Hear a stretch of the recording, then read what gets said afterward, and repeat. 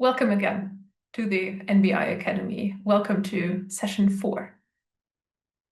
Like many of you already know, my name is Ronja Bechauf.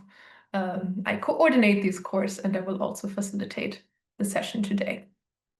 So today's topic is how to consider climate data when we are assessing the performance of nature-based infrastructure. And you already know many of the colleagues who are here with me today, so a warm welcome to Michael and Edwin and Sophia as well. And today we're joined by Andrea Bassi, our senior modeler who has been developing SAVI from the start. So we're in a very good position to answer your questions today about the modeling and SAVI. Thank you for joining, Andrea. Now, before we dive into the content, I'd like to give you a quick recap of the housekeeping rules that will be familiar by now. Please keep your microphones on mute. And if you have a question, please use the Q&A function here in Zoom. So for any technical questions, for example, when you can't hear us, that's more for the chat. But for any content questions, please use the Q&A. That's easier for us to navigate. We're recording the session, and as usual, we will share the recording as well as the slide deck with you in a few days. And you can also access all these materials on the NBI Center website. And we will have Mentimeter questions for you today, so please be ready to respond to those questions on your phone or on your computer and really use that as an opportunity for you to reflect on the course content and learn. Now, the plan for today. We're pretty much covering the content of Module 4 of the NBI Academy, and we're focusing today on climate data. We'll kick off with a short quiz about what we covered in the last session, so a quiz about cost-benefit analysis for NBI. And then I'll speak very briefly about how climate parameters affect infrastructure systems. And then we'll hear from Andrea about key climate scenarios and data sources and how you can integrate them into a cost-benefit analysis and how we integrate them in the SAVI methodology. And we'll have opportunities for questions after that. And then we'll hear from Edwin about a case study. So that case study is about mangroves for coastal protection in Vietnam. We're continuing our tour around the world with all the SAVI case studies. And towards the end of the session, we'll hear about the climate adaptation benefits of nature-based infrastructure. So we have compiled some fresh data for you just for this training to look at the climate adaptation benefits of NBI. And also, as we will have lots of time for questions in this session, please feel free to ask any questions about the course content from last week as well. For example, when you opened the model and you have any questions about that, feel free to put that in the Q&A as well, and we'll pick it up. Now, you might be wondering why we have this session about climate data. It might sound like a very niche topic. And we're covering it here because it's a key part of the SAVI methodology and also a very important input for the cost-benefit analysis that we're developing with SAVI. So in the previous sessions, you already learned about causal loop diagrams and systems mapping to understand nature-based infrastructure. And last week, we focused on how to develop cost-benefit analysis, specifically using Excel models. And as shown in this graphic, climate data, climate forecasts are really important inputs for developing proper integrated cost-benefit analysis, because the performance of infrastructure depends heavily on climate parameters. And we really need to consider climate impacts if we want to create a meaningful CBA over the next decades. Well, that is the focus of the session today. We won't have time to go into detail when it comes to the spatial analysis we can do in the SAVI methodology. So sometimes we use geographical information systems and spatial modeling to map and quantify ecosystem services. We won't cover that today, but if you're interested in that topic, there's a lot of detail in Module 4 of the e-course that you find online. So I would encourage you to have a look there. Now, before we really get started with the content, I'd like to hear from you actually, of what you remember from the last session and also what you already know for today. So it's time for a first Mentimeter.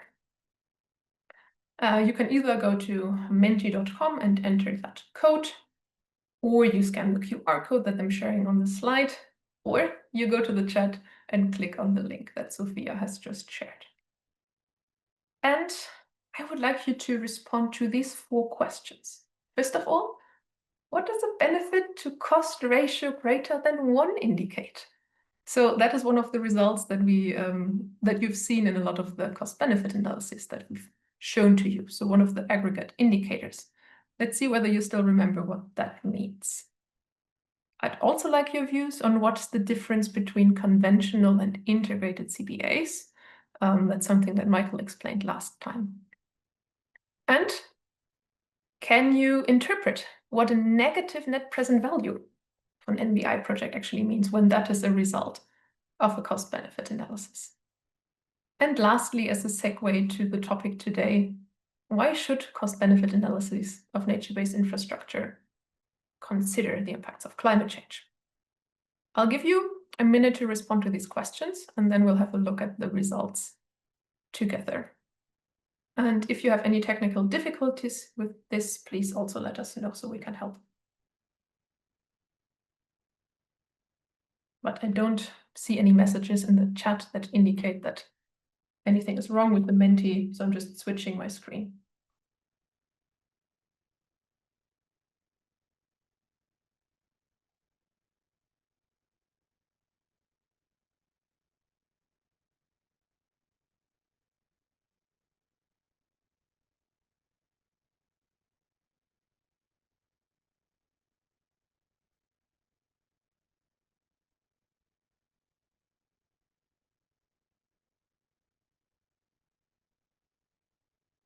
I see that maybe about 40 of you have responded, so I will wait a little bit more because you're many more here in the room. Please keep it going.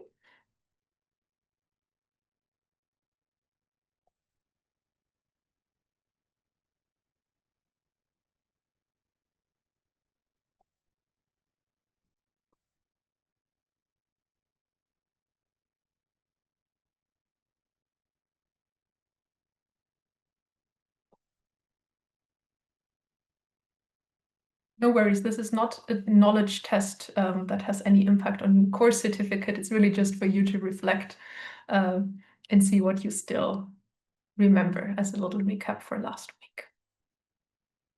Now, maybe let's have a look already at the results for this very first question. What does a benefit to cost ratio greater than 1 indicate? The project benefits outweigh the costs.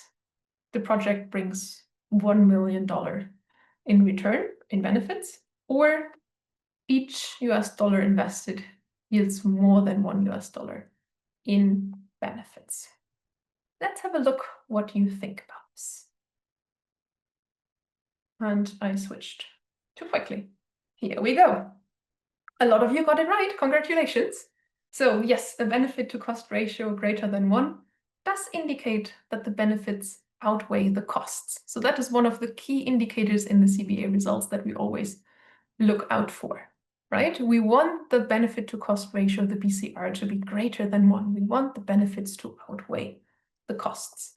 And the third option here is also correct. It means that each dollar invested in that project yields more than $1 in return for society. But it does not mean that it's $1 million in benefits. Okay, I think this is pretty clear. If you want more information on that, do let us know in the Q&A and then we can pick that up. But I think it's pretty clear that you got this one. Now, what is the difference between a conventional and integrated cost-benefit analysis? And Andrea or Michael, feel free to also come in here with your reflections. I really like this response here. Integrated cost-benefit analysis account for social and environmental externalities. rather than purely economic costs. I think that's a very important aspect. Anything you'd like to add? From my side, yeah, that is correct. The main difference is that the financial analysis, or the conventional one, looks at the value for the investor, while the integrated or more economic analysis looks at the value for society. And so that's why the second one includes the value of externalities, or those indicators that do not carry a market price, basically. Yes, we monetize social and environmental aspects. That is correct. That's what we see in an integrated CBA. We look at that societal level. I love that someone is referencing a specific page in the course materials. Very well done.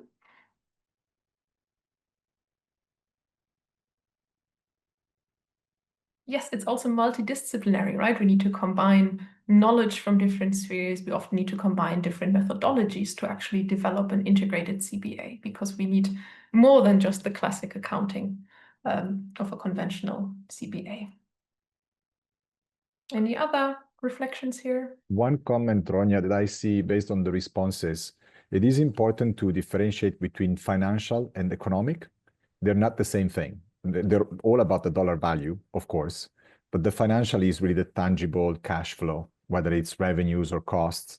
Economic means an economic valuation of the intangible benefits as well, right? So when I see the comments to say that conventional only focuses on economic, it should be conventional only focuses on financial cash flow, while the integrated captures the broader economic value, the value for the whole economy and society. That would be the right terminology to use to avoid misunderstandings and having issues while communicating with economists. Thank you for adding that. Yes, there are a lot of details in what words you use here to really make it very concise. Thank you, Andrea.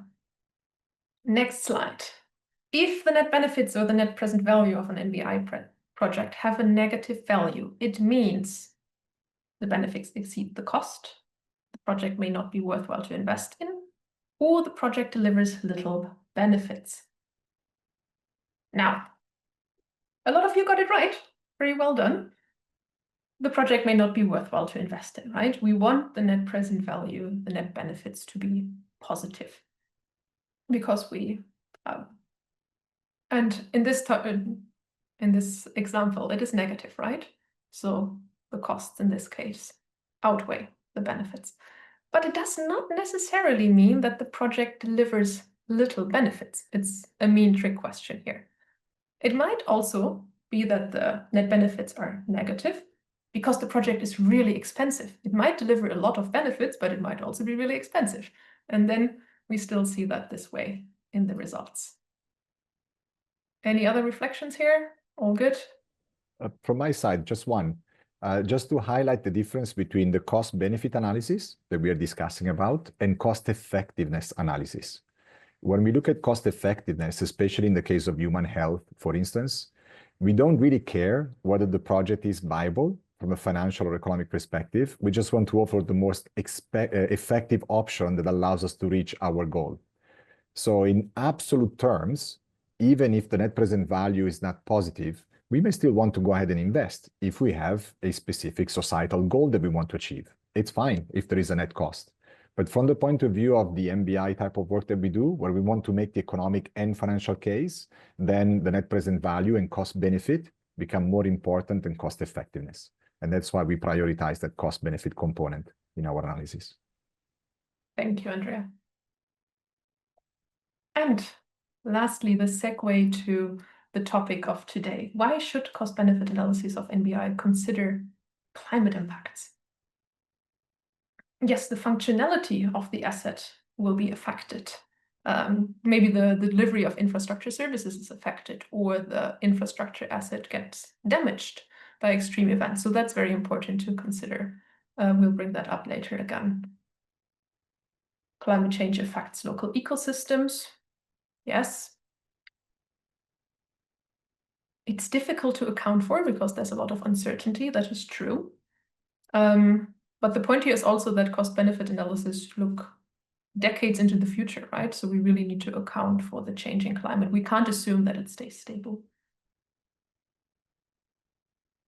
What else do we have here?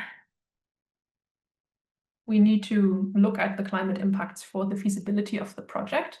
For example, it's very important to look at the likelihood of extreme floods in the future when it comes to the performance or the performance of nature-based infrastructure, whether it's worthwhile to invest in that.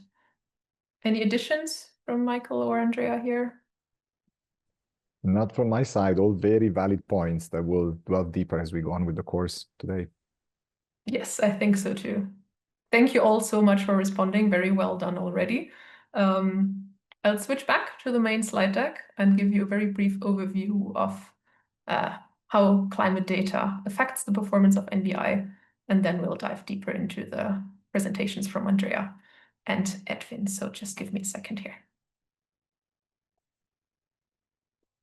And if you have any questions about what we discussed so far, like we said, please use the Q&A box for that.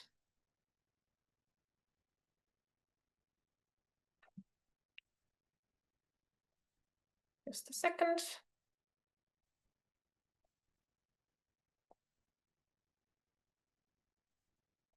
Now, how does climate change affect the performance of infrastructure? It's a topic that's very close to my heart because I'm an infrastructure planner by training. So I find it really important to reflect on this before we get into the technical little details here, because I also think it often comes too short in our thinking about infrastructure. Now, climate indicators like rainfall or wind or temperatures, of course, affect the performance of infrastructure. And they do that in three rough ways that I've put here on the slide. First of all, they impact the delivery of infrastructure services.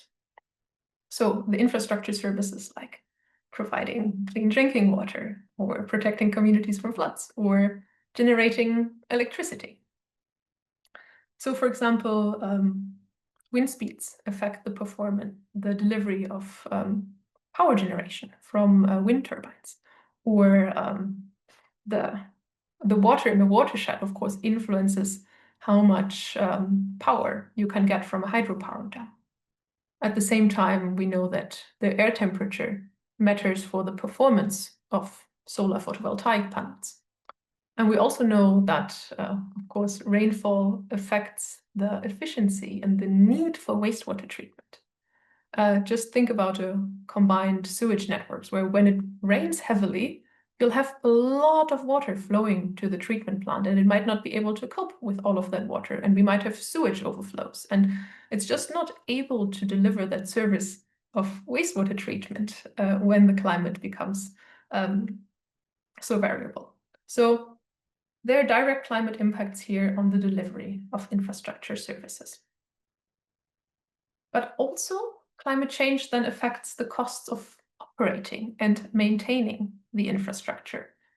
So, for example, rising temperatures and heat waves can increase the need for cooling buildings. You probably know of these massive electricity needs for air conditioning in the classic sense. Or we might need nature-based infrastructure to actually cool down cities. And also their impacts on the operation and maintenance of roads. We found a lot of research of how, for example, extreme rain events or droughts make it necessary to maintain and repair roads more often. So it's not just nature that is affected by climate change here, but it's also the very built gray infrastructure assets that are affected and that might need more maintenance. And then lastly, I think this one is obvious, climate change can cause direct damages to infrastructure, and that is often also what we see in the cost-benefit analysis. So floods or fires or landslides damage existing infrastructure like buildings, pipes, and that of course means we need to repair, reconstruct them. So these are the direct impacts, and you'll not be surprised that in this course, of course, we look at how nature-based infrastructure can help us cope with these impacts and how nature-based infrastructure can help to make infrastructure systems more resilient. Now, the first part is that nature-based infrastructure can reduce these costly damages to infrastructure. One example is to avoid or to reduce damages from landslides and floods on roads. It's possible to stabilize surrounding hills and steep slopes with reforestation, to stabilize the soil and to retain more water, and that then reduces the risks of landslides and floods and erosion to that road. In the same way, we know that mangroves are really effective at protecting coastal communities from floods. So a mangrove belt might avoid damages through the roads and buildings next to the coast. So that is another example how NBI reduces infrastructure damages directly. Then nature-based infrastructure can help to support the delivery of infrastructure services. So for example, when you have wetlands and maybe reforestation in an upstream watershed of a hydropower reservoir, it can mean there's a more stable supply of water, less drought impacts, and that can lead to a more stable power generation from hydropower. And lastly, often a benefit of the nature-based infrastructure is that it's more flexible. And I mentioned that in one of the previous sessions already, that example where the Dutch government decided not to raise one of the sea dikes at the North Sea, but to complement it with a landscape of sand dunes. And they chose this option after a cost-benefit analysis because it was cheaper, it was quicker to put in place, but also because it's more flexible. For example, with stronger sea level rise, it's relatively easy to reinforce that sand dune landscape with additional sand, while it would be pretty difficult and very expensive to upgrade the existing dike yet again. So they chose the NBI option also for that flexibility and adaptability in this case. So this is just a very quick overview of climate impacts on infrastructure systems and how NBI can help. The reasoning for why we have this as a separate module in this course. And we're now going to continue with a presentation about how to consider these impacts in a cost-benefit analysis, where to find climate data, what climate forecasts actually are, and how to use them in the SAVI methodology. So I'm going to hand it over to Andrea for this part. And if you have any questions throughout the presentation, please put your questions in the Q&A. Thank you so much for coming in here, Andrea. Looking forward to your presentation. Thank you, Ronya, and hello, everyone. Thanks from my side as well from joining these sessions. I always find it useful to exchange with the participants. There is always a lot of good contribution that comes our way, so it's a way to share our knowledge and to receive knowledge at the same time. And today, the focus is on climate data, at least for my presentation. So what we're going to cover with this part of the module is why we analyze climate data, what are the different climate scenarios that we want to consider in our analysis, and where can we find the data to use in our assessments, in the cost-benefit analysis, for instance, and how can we employ this data, right? One thing is to find it, one thing is to use it effectively to then generate results and interpret these results.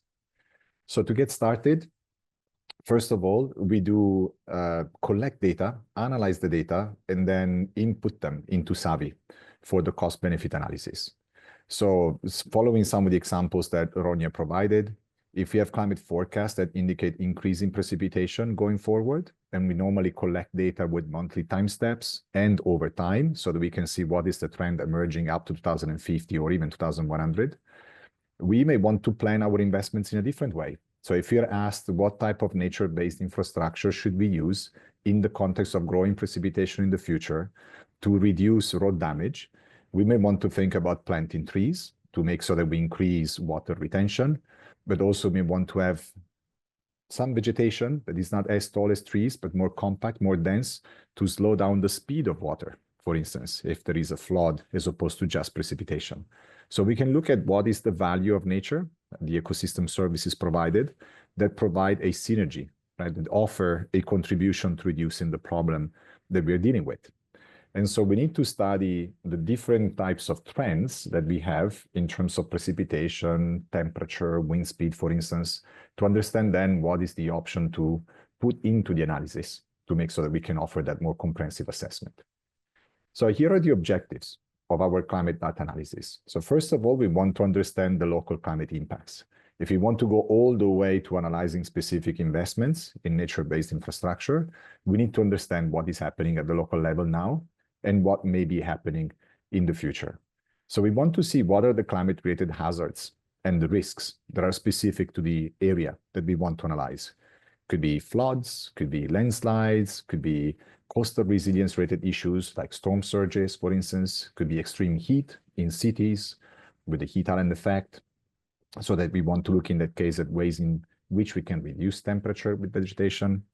And then we take this data, having analyzed what are the key hazards and what is the change that is expected going forward, we want to use them into the cost-benefit analysis. This basically implies that we look at climate damage functions. So we look at the extent to which damage will be emerging based on a specific size of an extreme event.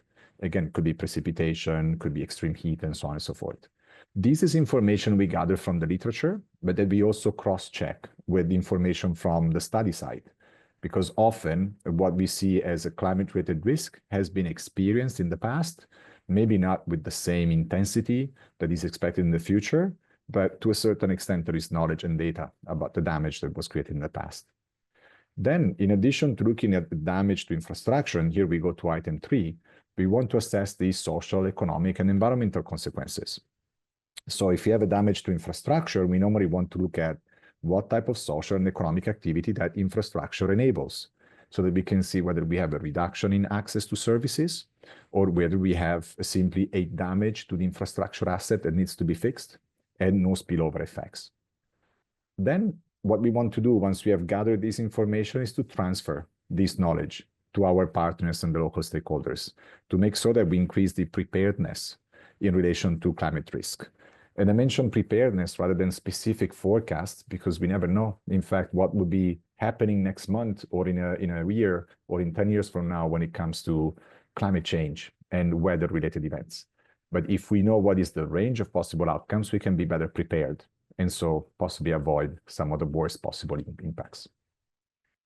Now, how do we use the data then that we need to carry out this analysis? First of all, we need to understand scenarios. This is because most of the data that we receive are extrapolations or forecasts that emerge from historical trends.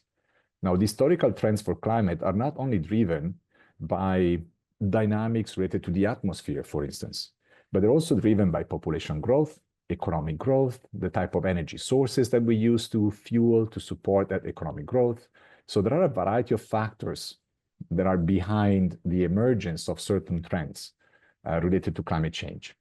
And the way we depict and characterize and describe these concurrent factors is represented by the shared socioeconomic pathways, or the SSP scenarios. This is what is being developed by the IPCC, where we combine climate trends with socioeconomic trends. And so here we see, especially on the right side in the image, what these scenarios actually mean. We have a vertical and an horizontal bar. On the vertical side, we have socioeconomic challenges for mitigation, so for emission reduction. On the horizontal bar, we have, or axis, we have socioeconomic challenges for adaptation, so adapting to climatic challenges. And we see then that we have an SSP1 scenario with low challenges for mitigation and adaptation. So we see this is optimistic, actually. We have more sustainable development, low inequality, a rapid technological change and adoption of technology, so that we have low carbon energy sources, thinking about a net zero scenario that also reduces the potential worst possible outcomes with climate change in the longer term. So it reduces global warming, basically.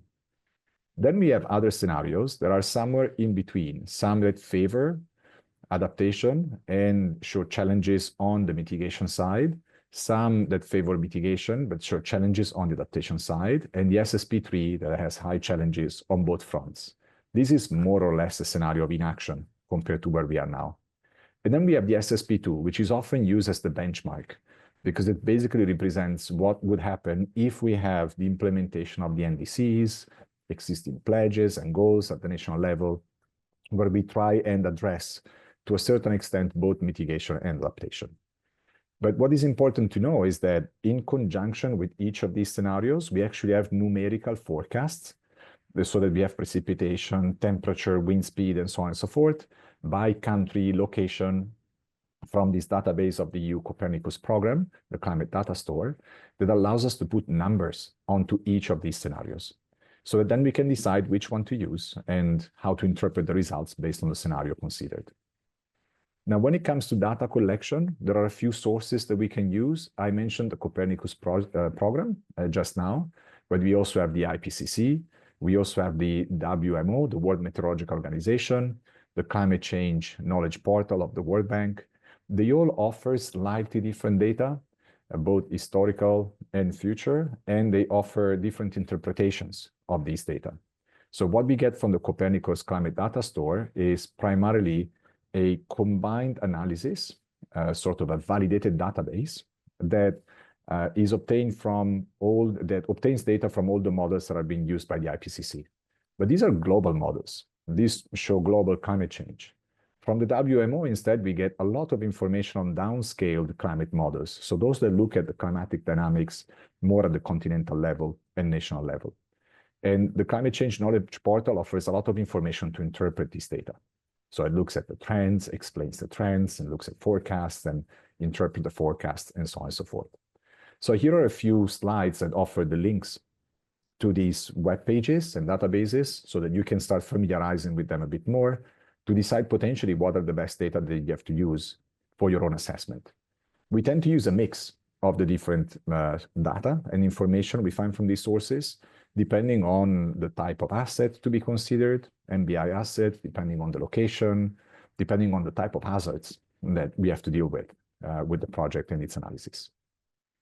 Here is something else that is very important, and this reflects the probability to have an extreme event occurring at some point in time in the future. So in this case, we have the Disaster Risk Reduction Database, the International Disaster Database, that show us how frequently disasters have happened in the past, so that then we can try and estimate, based on climate forecast, how frequently disasters may happen going forward. Now, a disaster is not necessarily an extreme event of very, very large proportions. It could actually be an unusual amount of rainfall, not very high, but just unusual for a given month in the year. So let's assume that we have a location with a very clear cut, a rainy season and dry season. It's normal to have a lot of rain in the rainy season. But what if we have a relatively large rainfall event in the dry season? That may cause flash floods and damage to infrastructure, roads, buildings, and affect people as well. So this disaster database allows us to figure out when these happened, what was the main cause, and then to create a connection with the climate forecast to understand when future disasters may actually take place. So this highlights that we use this information in different ways. We do an analysis of the trend, the historical trend. We look at projections up to 2100, although in the model we normally use them up to 2050. And then we perform a vulnerability and risk assessment. Let's go through these in a little bit of detail. So when we look at the trend analysis, we take the historical period. In this case, in the graph, you see 2000 to 2022. We see that we have specific data points, and then we have a trend average. Basically, we have a linear average in green, and we have more of a polynomial average, which focuses more on the short-term dynamics in red. So this allows us to figure out if there is any cyclical event. For some of you that are familiar with El Niño, La Niña, these are some of the cyclical events that we would want to take into consideration in our forecast. That is important because if you are down here in the cycle, we will expect a growing amount of damage going forward. But if you're at the top, when we implement the project, we will expect a declining amount of damage going forward. And that may well have an impact on the benefit to cost ratio or the net present value of the project. Then we move on to climate projections. And so this is where we extend the timeline, in this case from 2000 to 2100. We see that the trend is about the same historically. Up to 2030, 40, there is no big of a change expected. But then longer term is really where the changes become more important. And this is the average temperature. And we see in the SSP1, to the more optimistic scenario in a way, temperature stays flat. This is more of a net zero type of scenario with no issues emerging over time.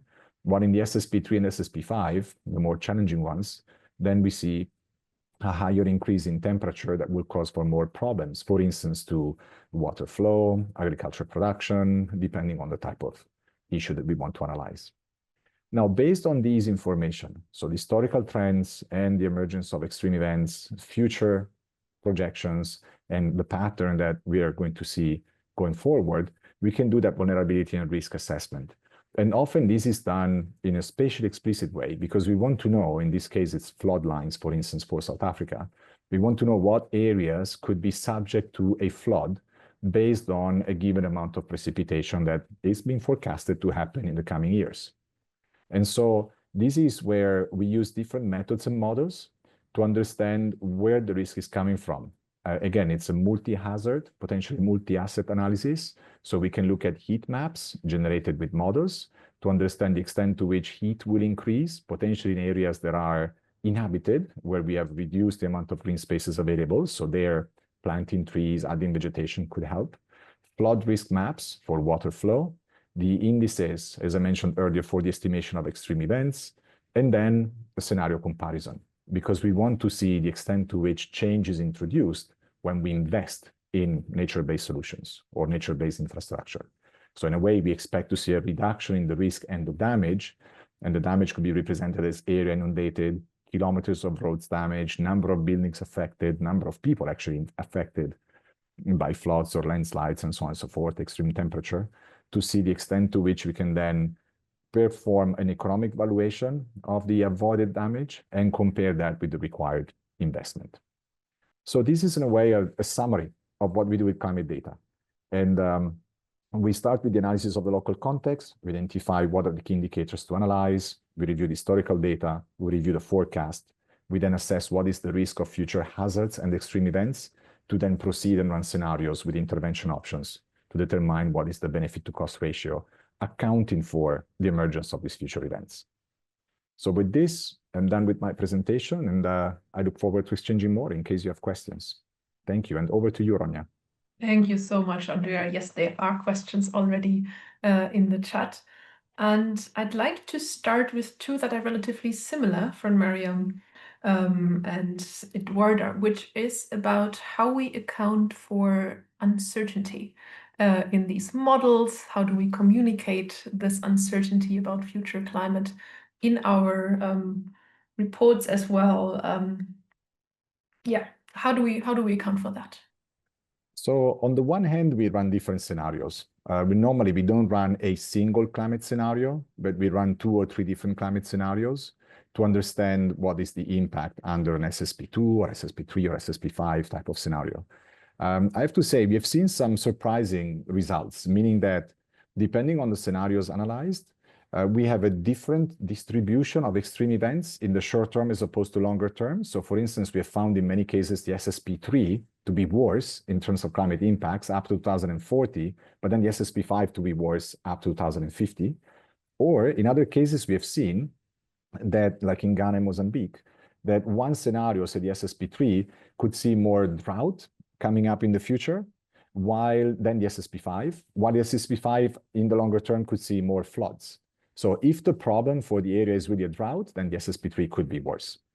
Now, also to answer again the question on the variability of the results or the uncertainty, we normally have from this climate forecast a range. We don't get a single number for precipitation, but we have a range that would say it could be between this value and that value, and the mean or the average is the one that we normally put into the model.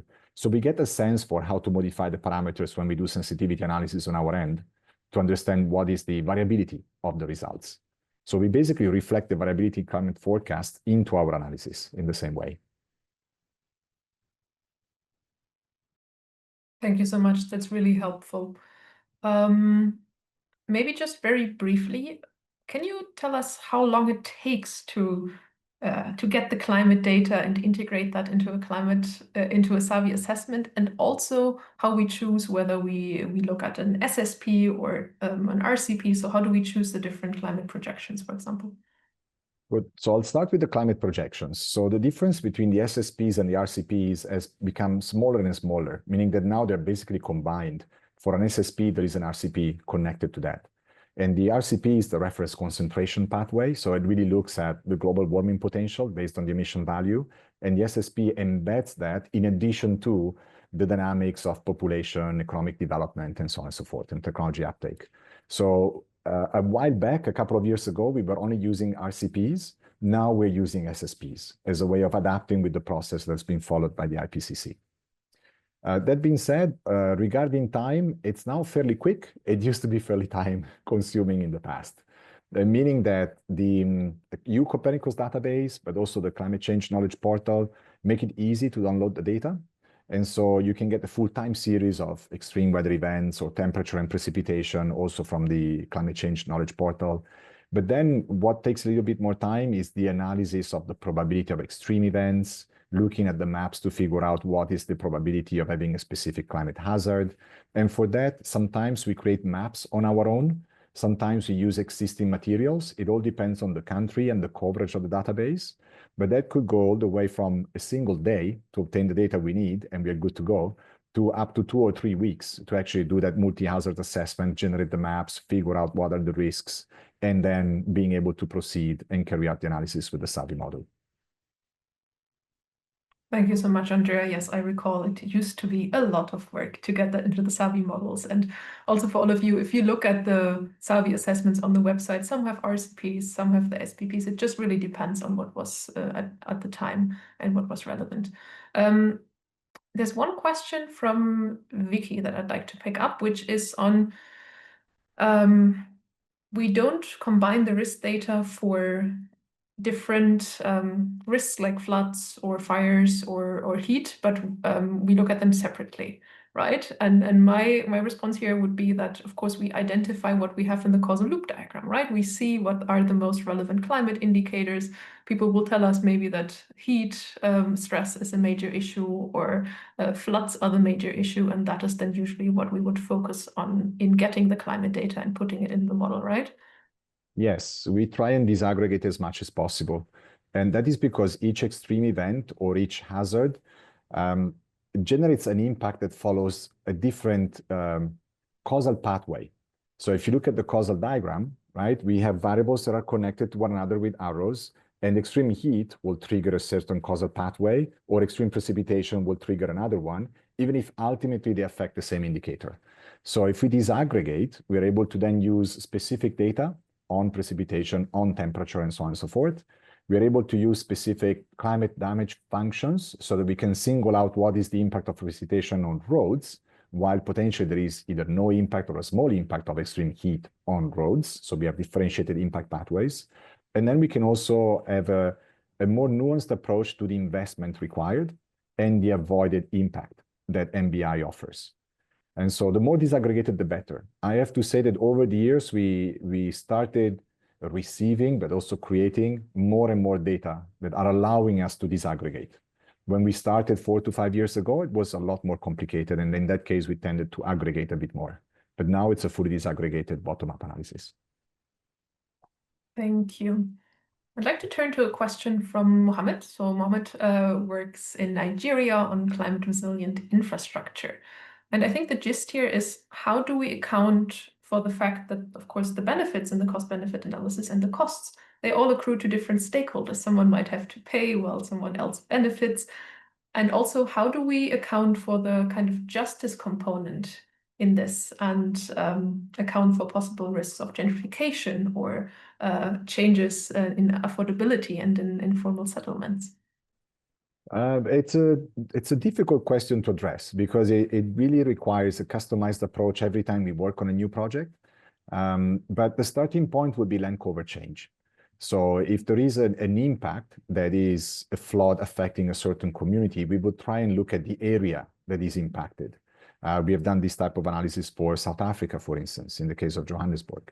Then at the same time, if the project that we are looking at implies that we change land cover directly, then we'll need to see whether that space is available or if it's not available, and what is the impact that it will have on the cost of living in the area. And so I'm making a big step, but I can explain it quickly.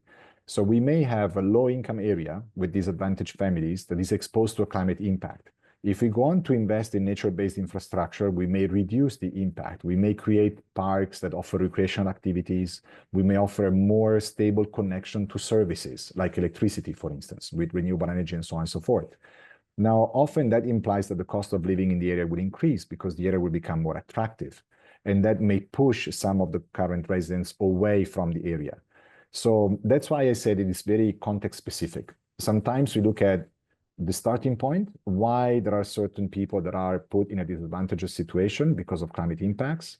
But then we also look at what is the impact on, or the distributional impacts across different population groups of the investments we implement, right? So there is the pre and the post analysis.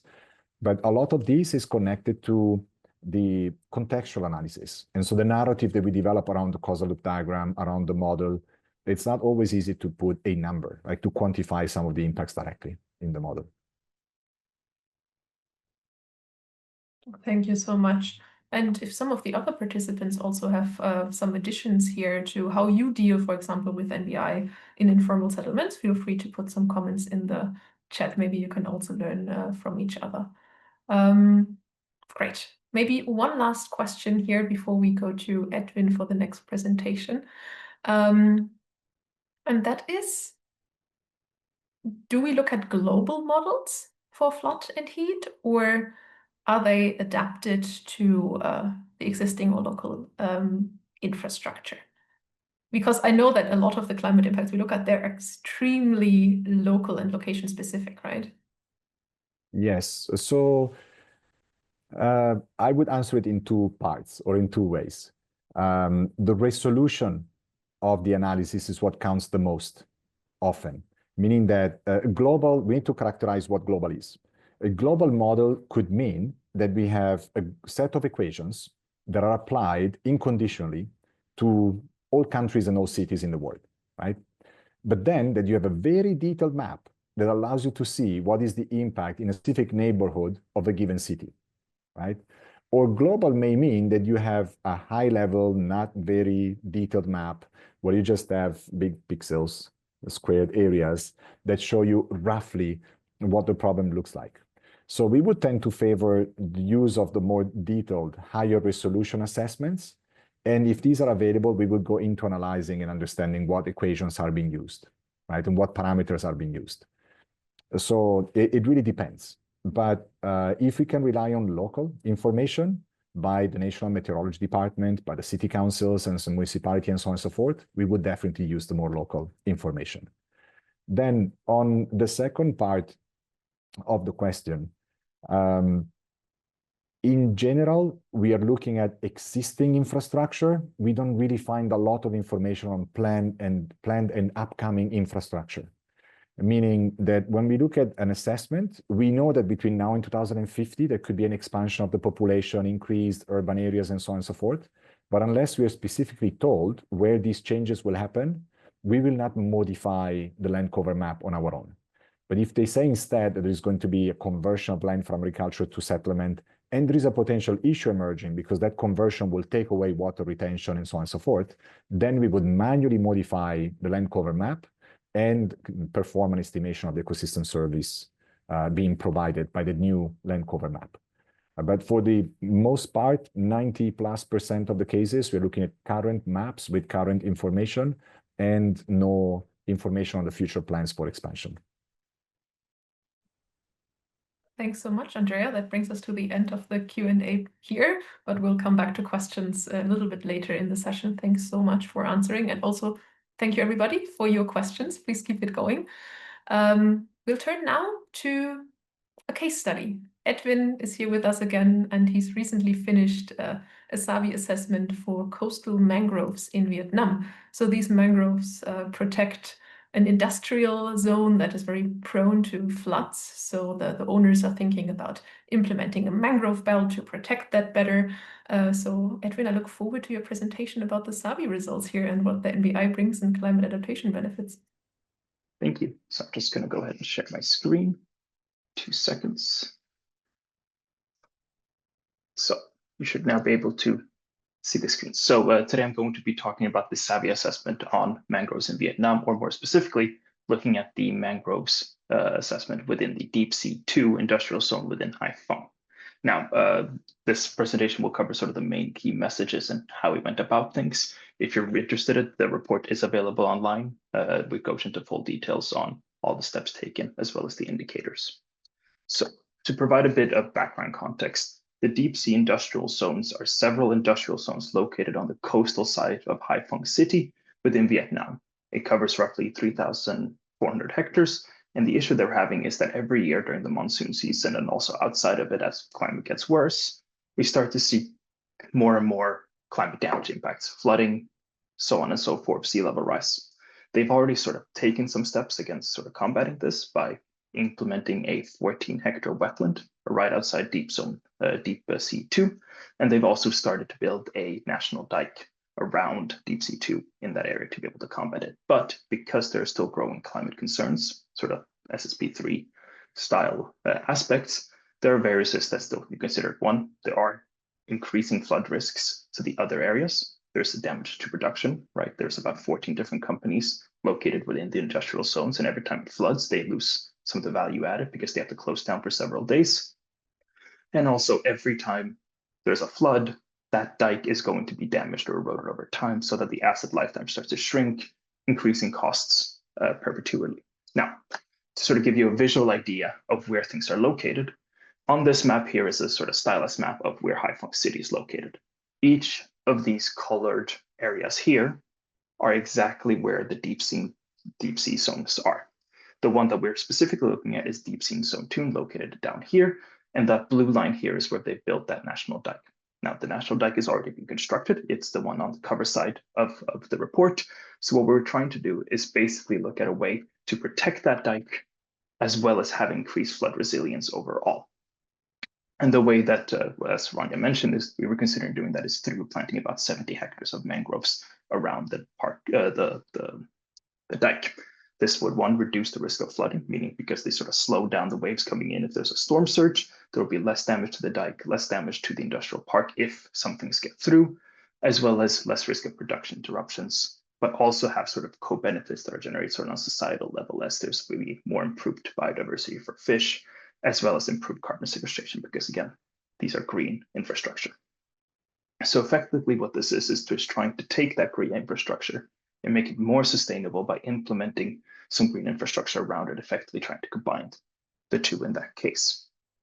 So when we're looking at this from a systemic perspective, there are several key things to keep in mind.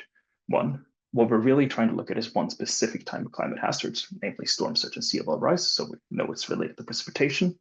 We want to see what, in a base case scenario, the costs are, as well as the benefits, and how those are changed when we look at it from the implementation perspective. So in that base case, when we're looking at it, is that we initially have a certain amount of flood risks. These are caused by sea level rise, storm surges.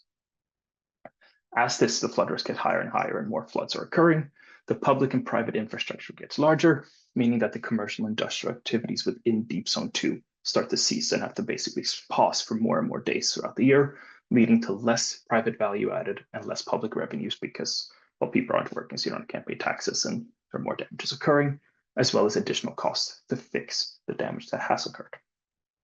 This means that in the case where the dike is finished, there's going to be a lot less funds available for the dike maintenance, meaning that it cannot really fix it up once it gets damaged, so the functionality or the asset lifetime of it starts to get less and less and less, so that you effectively have a lot of benefits on flood resilience early on, but they start to decline over time as the dike gets damaged.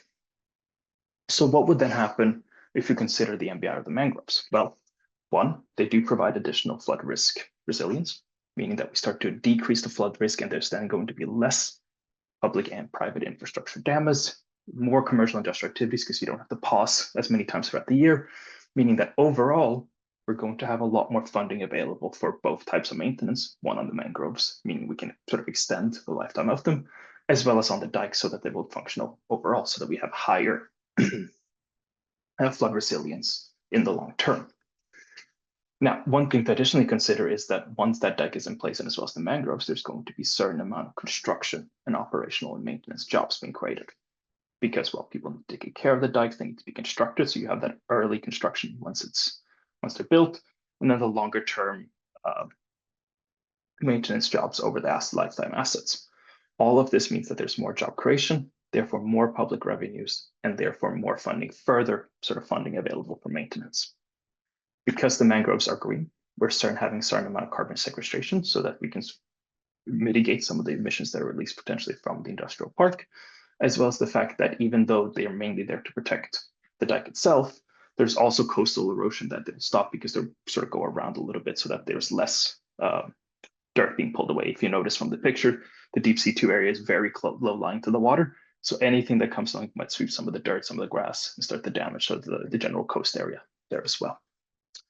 At the same time, if we're looking at some of the co-benefits, there'll be better biodiversity for fishing, so there'll be more commercial industrial activities, effectively boosting the quality of the fish in the area, so then people may want to open more restaurants.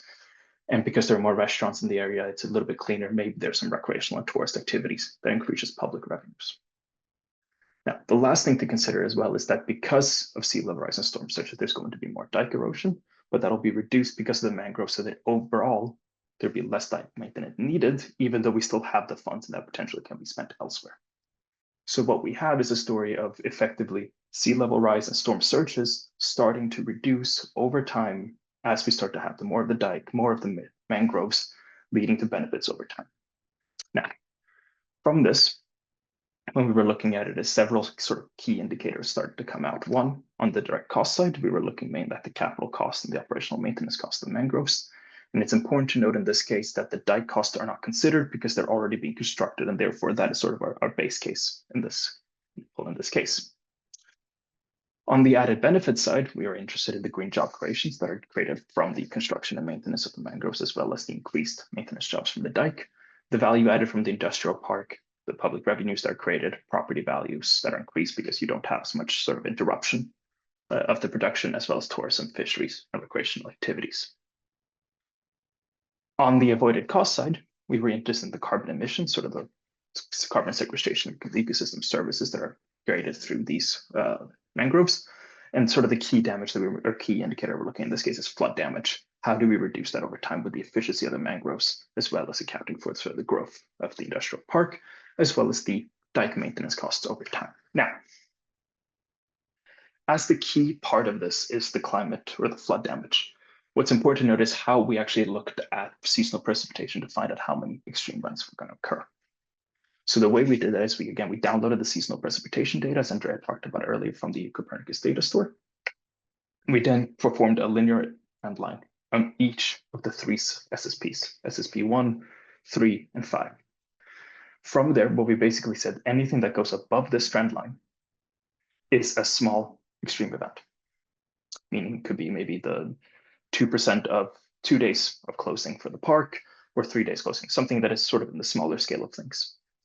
What we then looked at was how often, or we took basically the average distance from that trend line to each of the scenarios, took the average distance from that case and said that anytime the seasonal precipitation that year goes above that average trend line, or sort of average distance, we have an extreme event, so that we sort of scale the number of events that occur to the seasonal precipitation, meaning that if it's only slightly above the trend line, it's a small event. If it's very large above the trend line, it's a large event. And therefore, we would have 2 different damages associated with that based on the literature, as well as the reports found by Deep Sea. Now, it's, as Andrea mentioned earlier, it's actually an interesting case in this case, that when we were looking at SSP3, that's actually the one that has the least amount of floods, meaning that often that temperature or sort of droughts are more important or more crucial when it's sort of pathways when under SSP3 compared to SSP1. So in the case that we actually have a net zero scenario, Deep Sea will probably experience more floods over time, and therefore that could change potentially some of the benefits going forward of the mangroves. So as we were going through the process, we get to a point where it's about implementation of this. And this is something that we sort of realized became very crucial to the study itself. And it is that there are 2 different ways to accumulate the soil around the dike. There's a soil accumulation, which is more of a natural, slow process. And there's also a soil transfer. Now, the soil transfer effectively is a high upfront cost, but you get the benefits immediately. Meaning that we pay 300 billion Vietnamese dong over 2 years, and we can then plant fully grown mangroves and get the sort of resilience on year 2 or year 3. In the soil accumulation scenario, you effectively would set up these T-shaped things you can see on the top left image, and you would let nature slowly accumulate the sediment into these areas, and then you can plant the seeds into them so that it can grow slowly over time, meaning it's a lot cheaper, it's more sustainable and more natural because the soil is not taken from somewhere else, but you don't get that resilience benefits immediately. So what this study slowly morphed into from looking at these flood damages was to see, is it more expensive to sort of pay upfront costs and get the benefits immediately, or is it more about slowing down and doing it in a more sort of natural, sustainable way? And what we ended up finding is that because the costs are so high, and based on the flood, sort of the climate impacts that we were forecasting, it's more worthwhile to do it in a more sustainable, natural way to let those benefits accrue over time, rather than pay an upfront cost and let that expand and have the benefits immediately. So what we're trying to say with that is that if we're looking at it from a more natural, sustainable perspective compared to one where we also account for, let's say, the externalities or where that soil is coming from, it's more beneficial to wait a little bit, do it in a cheaper way, and over time, let those benefits accrue. So implying that when we were looking at it, it used that we use nature for that soil economy to reduce costs over time and therefore make a project viable, not only meaning that the nature-based infrastructure itself is good, but also that we need to take a natural approach to the construction of it. In this case, especially when it comes to also marrying it with the gray and green infrastructures together.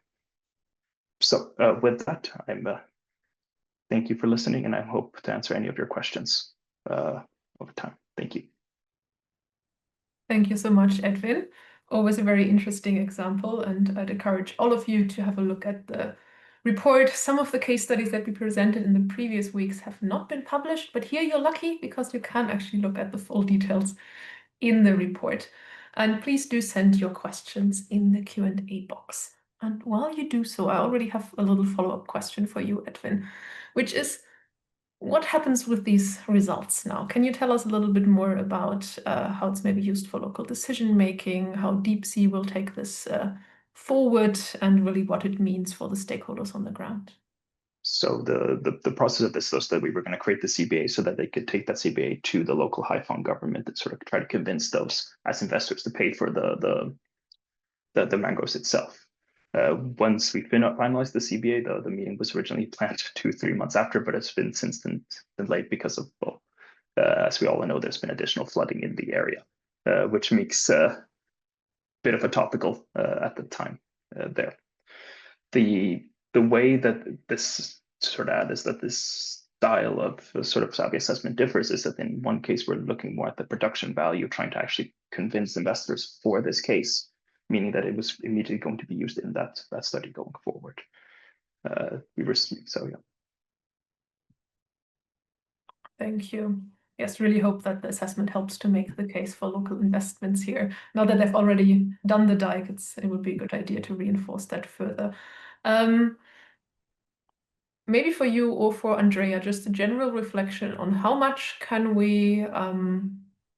findings like this be transferred to other places, or how much can we learn from this example in Vietnam with the coastal mangroves that protect a low-lying area to maybe other parts of the world? I know it's hard, but we have people from all over the world, so maybe we can try.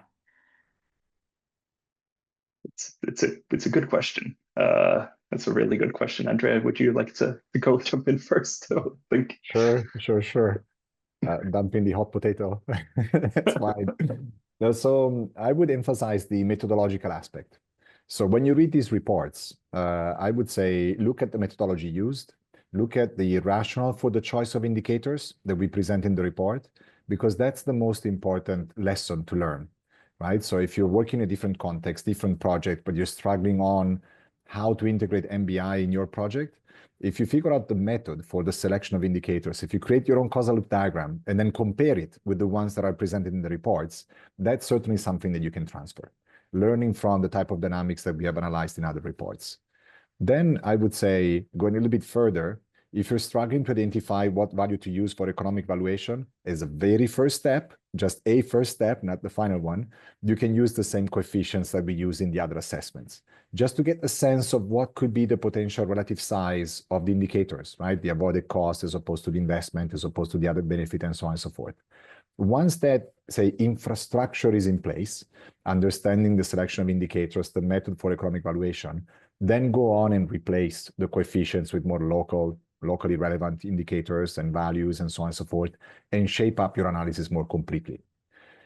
Then also what could be useful if there is skepticism over the use of nature-based infrastructure as an investment option, share the report and to say, look, this has been done, this type of analysis. If it's relevant, you can also do it, right? And you can collaborate with us and get in touch with us to get some advices and so on and so forth. Always happy to exchange more on these topics. So many different ways to use these reports. Copy-paste doesn't work.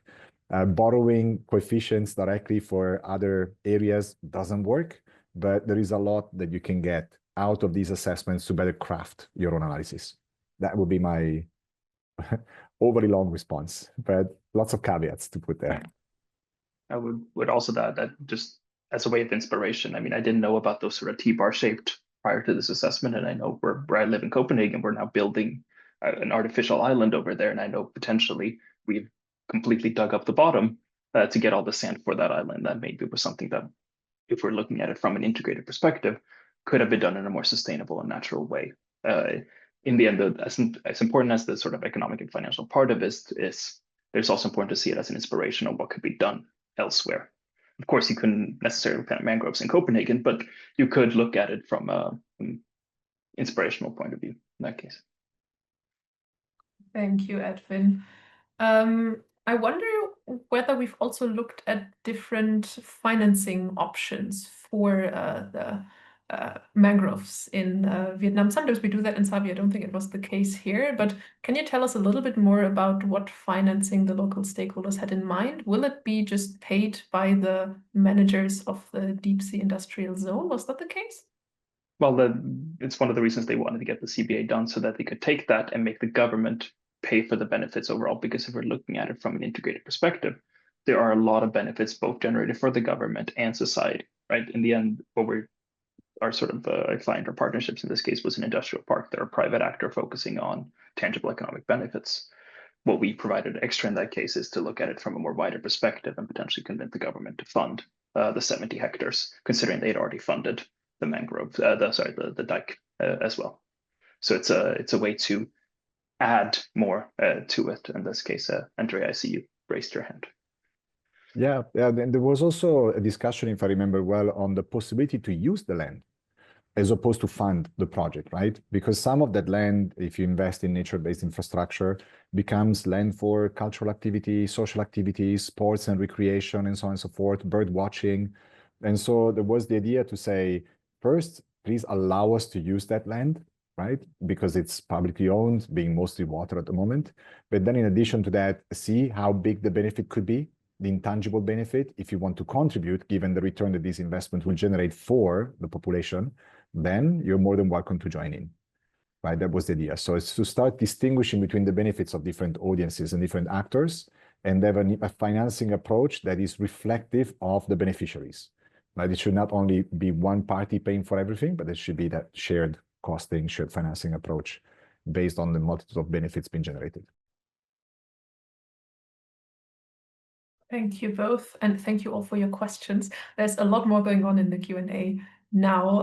Edwin, I think it would be good if we could maybe pull up the slide again where you explain how we looked at the trend line and the extreme events, because there's a question of, could you please revisit and explain a little bit more how you counted the extreme events from the linear regression trend of the climate data and how that information is used as input in the analysis? It's I think good to just clarify that again, because it's a mechanic that's very important in many of the Savi assessments. And Andrea, also feel free to come in if you like.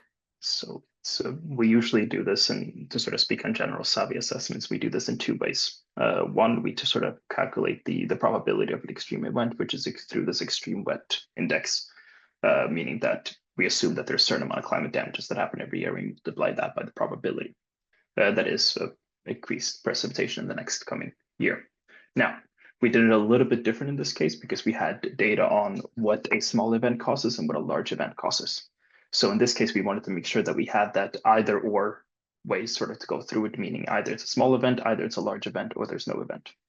So the reason we set that up then is that if we look at the trend line, let's say look at SSP3 specifically, if I can get my laser pointer out, we can see that it sort of remains a bit lower and we have a bit of peaks across this case here. So what we basically said in that, based on this trend line, based on the values there, if in this point in any year it goes above the trend line, that counts as a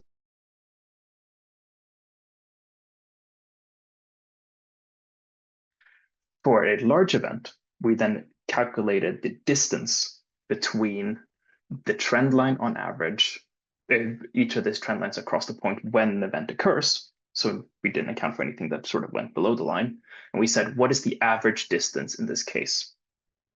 If that event ever exceeds the average distance, it's a large event, meaning that essentially could scale it to how far away from the trend line the aspect is. And that is why, if we're looking at SSP1, we start to see a lot more or larger climate events because it has a lot more high seasonal precipitation in certain years, think 2037, 2044, so on and so forth. So that is how we scaled those specifically in that case. Andrea, would you like to add anything on the other type of calculation that we usually do as well? No, nothing specific. I think this will come up also in my next intervention. So I'll prefer to hold on and then share more then in a couple of minutes. Perfect. Thank you both. Let's see. Maybe we choose one more question here from the box. How do we account for, again, how do we account for uncertainty in these climate models? Especially, how do we account for the fact that we don't quite know when things are going to happen? Like, are the climate impacts going to kick in earlier, maybe, than we would see it in the projections? Do we consider this somehow? The way we consider it is that we try to look at it as many types of models as any type of scenarios as well. So when we download all the data, what we do is we download every model. We download every scenario and every model so we can look at it from a more holistic perspective. Then we usually pick one that is mostly aligned with what we see in the data. So meaning that maybe historically, if it's been once every other 2 years a climate event, one model shows that, we try to match it to that one specifically. But generally, when it comes to climate forecasts, there's always uncertainty. That's nothing we can do about it. If someone could predict the weather, that would be great. But I don't think we can potentially do that, at least not 25 years in the future. So what it gives us is an approximate average sort of general trend that we can continue to, meaning that when we often phrase the results, we say, if current climate trends continue, we're under SSP3, or if it gets worse, of course, the benefits and the costs would look different. But at least if we know that if it gets worse, the benefits will be higher. It's an approximate way to sort of look at it in that case, trying to look at it through as many causal pathways as possible. Thank you. But I think that already helps. Andrea, I wonder whether you want to comment on the question about the cost of avoided carbon emissions, or you already answered it. I've just pressed answer and sent the answer, but I can summarize it. So there are different approaches to deal with that. We start with a simplified, generalized approach. That is, we use the shadow price of carbon, meaning the implicit price that you could realize when accounting for avoided emissions. This is aligned with the World Bank and best practice that they suggest to use for cost-benefit analysis. They indicate a range between $30 and $50 per ton, increasing over time. So we start looking at a value of 0, 30, and then 50 to see how big would be the carbon revenue potentially generated. That being said, if there is a national carbon price, or if there is a given price for forest-related projects in the country, or climate-smart agriculture practices, and so on and so forth, we would replace that value with the country value. Now, what is interesting is that if we use a shadow price, $30 to $50 or so, it's more of an intangible value that still has to be realized. But if you have a carbon price in the country, it's a tangible value, meaning that if you would do the reporting, monitoring and evaluation and reporting of the carbon emissions avoided, then that is an actual cash flow. It's a revenue for the project that comes in. And so we can treat it in a slightly different way in our analysis. But that's normally the approach we follow. We don't look at policy. We don't look at other types of intervention options that can generate that revenue. That is beyond the scope of our analysis, but we deal with that, meaning quantitative analysis, but we deal with that in a qualitative way. So we sort of look at the market, we look at the financing options that are available, and then we argue for potentially using one or the other approach for generating that return. Thanks so much. And I think the next question maybe goes back to Edwin a little bit on how the process actually went for the Haiphong case study. So, for example, what were the challenges in creating this SAVI assessment? Maybe what would be some tips for others embarking on such a journey? I know that usually data collection is one of our challenges, but tell me more. So I think the process actually went quite smoothly because, I mean, they were the ones who reached out to us. We went sort of smooth on that base, meaning they were sort of familiar with the process itself. Now, where things sort of became easier because we were working with a private entity is because they had all the data sort of collected privately that we could use, meaning their financial books, so on and so forth. So we could put in their data and things there. Where things were going compared to sort of a public sense is, of course, you need to convince every department and so on and so forth to be able to work it. Now we had the lucky part that we were working with the head of sustainability of the park, so of course that made it a little bit easier to have someone in your side quite quickly there already. Another thing to sort of consider is that the thing that took the longest was to make sure that each number reflected what they wanted and it was included in everything. I mean, we would go back and forth on, okay, let's include fisheries. Then we went back and let's include recreational activities, and let's make sure we include consulting fees, meaning because it's a private company, the certain aspects that, of course, will be considered more in that case compared to when it was working with a public space, a public institution. So. Thank you.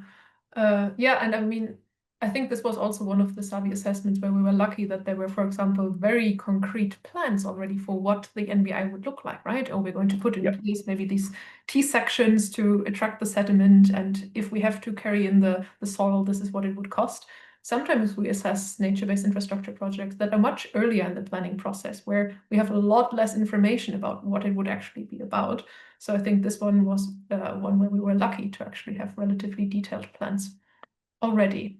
Thank you for the questions and for responding. It's now time for yet another presentation. So we'll hear from Andrea about the climate adaptation benefits of nature-based infrastructure. As many of you know, we've developed dozens of SAVI assessments for NBI around the world, and in many of them, considering climate impacts was critical, and the NBI really avoids major climate impacts. So we thought it would be useful to aggregate some data for you and dig a little bit deeper. So Andrea, over to you. Yes, thank you, Ronja. So this is, as she mentioned, is one of those situations that are a bit bittersweet, meaning that we have a lot of knowledge to share, and that is a good part. But on the other hand, we are reaching the end of the project, and so that is a bit sad in a way. But the good news overall is that we have close to 50 assessments that we have carried out on nature-based infrastructure. You have come across many of these during the course of these modules, and there will be more coming for the next ones. And some patterns are starting to emerge. So I want to show a few results across these assessments in different geographies with projects designed for different purposes, just to see if there is some consistent outcome emerging on the role of nature-based infrastructure for climate adaptation. So the first one is a study for Cape Town, a full report available. So you have the information if you want to look at the details of the study. But the objectives of the project are to improve and reduce flood risk, basically, improve water quality and the condition of the ecosystem, meaning that we can make so that nature then offers the dual benefit of water regulation flow and at the same time nutrient uptake, so that water quality and flood risk component. We also want to reduce the vulnerability to climate change overall and avoid impacts on infrastructure and people. And there is that focus on inclusivity and equity that we want to consider. Same process applied as for all the other projects. We look at the map, we have a specific area, we have 2 catchments to analyze in this case. We develop the causal loop diagram, we identify the list of indicators that we want to consider, and then we go on with the business as usual and the nature-based infrastructure scenario. Now, what we found in this specific assessment in relation to climate adaptation is that if we compare the avoided damage to infrastructure, call it ADI in this case, and the total avoided impact of climate cost, the ACC, which embeds the avoided damage to infrastructure, but it includes additional impacts. For instance, costs related to mental health in relation to the shock caused by the extreme weather events, avoided cost of disaster relief, or loss in productivity in agriculture production and sectoral production overall. Then we see that across the board, in relation to the two specific catchments, we see for the first one, the share of damage to infrastructure avoided is in the range of 6 to 9% of the total value of the project. And the share of the avoided climate cost, all things considered, between 6.4 and 10.2. So this is to show that if you don't take into account the benefits related to climate adaptation that the nature-based infrastructure provides, you would basically neglect up to 10% of the value that the project can generate. But this becomes even larger when we look at the second catchment area. So this is more exposed to climate damage, more infrastructure, more concentrated, and so on and so forth. And in this case, if you look at the total value, it's between 25 and 41%. So close to half of the potential value of the project would be neglected if you don't consider the contribution of nature to climate adaptation. And in this specific case, if we see, the amount is actually quite important. So without the climate change impacts being accounted for, very likely, from a financial point of view, you will not go ahead and approve the project. It's as simple as that. So it's a big missed opportunity. Let's put it this way. The second case for Vietnam, we just heard about. In this case, there is a specific goal to protect industrial land, and so to preserve production, basically manufacturing activity, logistics, and so on and so forth, but also to improve the safety for workers. And we've seen pictures where you have the industrial park that is completely flooded. The roads are flooded before the implementation of the dike, and then how it changes when the dike is implemented with the potential additional benefits of the mangrove. So in this case, we want to preserve economic activity for the most part. And if you look at the indicators selected, we have, of course, the green jobs creation, the value added, the property value increase, but also some of the tourism, the fisheries, recreational activities, carbon storage, avoided dike maintenance, and of course, the avoided flood damage. In this case, having a specific goal to preserve economic activity, if you look at the share of the avoided climate cost, it's in the range for the high growth scenario where we have high value generated by this industrial park in the range of 27 to 33%. If you have low growth, so less value to preserve, in the range of 11.7 to 15.2. So still meaningful, still very meaningful. Of course, this is an area where there is concentration of production, as opposed to the case of South Africa, there is distributed infrastructure in broader areas, larger areas of water catchment. Now we go to another even larger assessment. In this case, it's for Mozambique. And so the goal in this case is to restore wetlands, and so really coastal protection, but in 3 different areas. And you see them listed here on the map with the dotted lines. At the north, toward the north, and one towards the south of the country. And so we want to improve resilience, climate resilience with nature-based infrastructure in this specific case. And the 3 areas are quite different. Some have a lot of infrastructure on the coast, some others are more inland, some rely more on agriculture, others rely more on tourism. So if you look at the impacts in this case, aggregating the different areas together in relation to the different climate scenarios, SSP1, SSP3, and SSP5. And in this case, you see the SSP number and then the corresponding RCP potential increase in concentration, and therefore temperature indicated here, RCP 2.6, 7, 8.5. We can see that in this case, again, the share of the impacts that are avoided or the value generated is in the range of 40% across the board. So it goes from 38.7 to 40.2. Now, in this case, we see that pretty much all the avoided damage is infrastructure, right? So that's why the 2 values are the same. We are not estimating other specific impacts in this specific case, but they are in relation to the economic activity that infrastructure enables. So overall, if we compare these 3 cases, and we have plenty more out of the 50 or so that we have developed so far, or will be developing and completing by the end of the year, we see that on the one hand, for South Africa, the climate benefits includes more than just hazard protection. Again, those factors that are enabled for economic activity that will be protected more, could be infrastructure, natural infrastructure, and so on and so forth. The location implies that depending on where the infrastructure is located, where people are located, the impact will change in size. For one specific area, it was double the impact of the other one. But overall, we see a potential avoided cost up to 40%. In the second case, for Vietnam, the avoided cost ranges up to 33% of the benefits, and this is to maintain production. And we go up again to 40% in the case of Mozambique, where we see that the performance is connected to climate activity because it's all related to coastal areas. So overall, we see that consistency emerging, not by design, but just emerging from different studies carried out in different locations at different times. The Vietnam case is very recent. Mozambique was developed about a year ago. If I'm not mistaken, South Africa even longer, maybe 2 years ago or so. We see that consistency emerging with the relevance of NBI for avoiding climate impacts across the board. Now, it should be said also that it is important for us to use nature to avoid climate impacts. So we pay attention to these factors, while there are other projects that or other organizations that maybe don't consider climate adaptation as an important outcome. And that's why maybe there is an underrepresentation of these avoided costs. But what we notice is that if we focus on this, then the value becomes very explicit. And so it's very important to look at the impacts on climate adaptation from nature-based infrastructure. Done again from my side, and if there are questions, more than happy to answer them. Ronya, over to you. I know that Sophia already shared a number of links and the link to the LinkedIn page with all the new reports that are being posted earlier on during the session. But yeah, if there is any burning question, more than happy to answer. Thank you.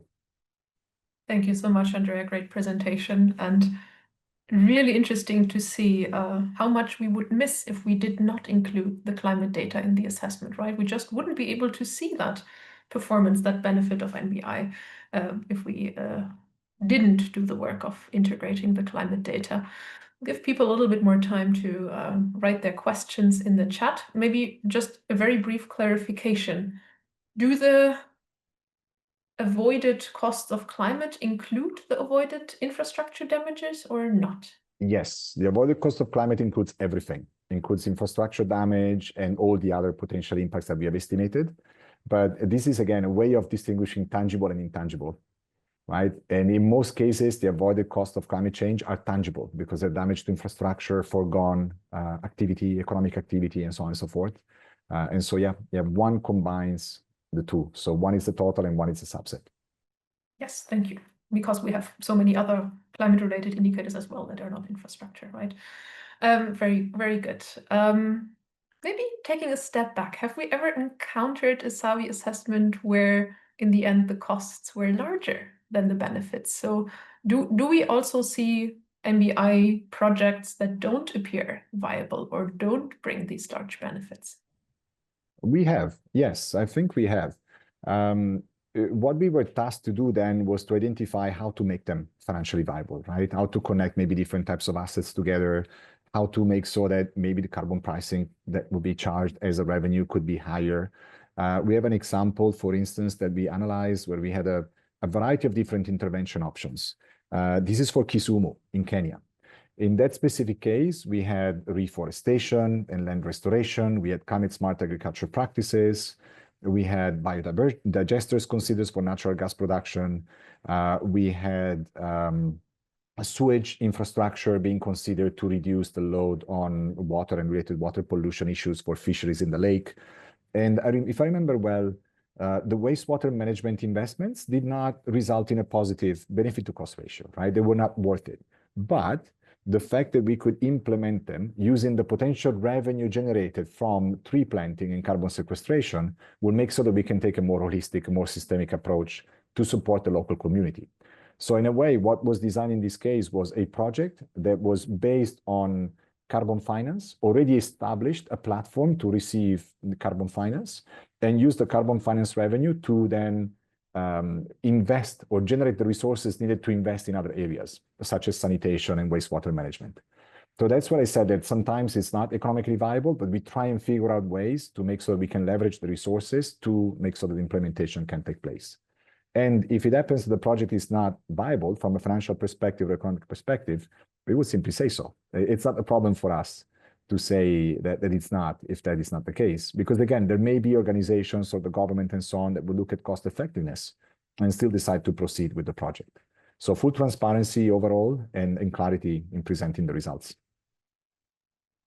Thank you. Yeah, and I mean, I think you will also just see often this uncertainty reflected in many of the SABI reports, right? Where we have different scenarios. Well, what if the deep sea industrial zone has strong economic growth and the mangroves protect a lot of value in that area? What if the development is smaller and there's less value to protect? And that, of course, then impacts the results. So it's often just really looking at different scenarios and asking us, well, what if this, what if that?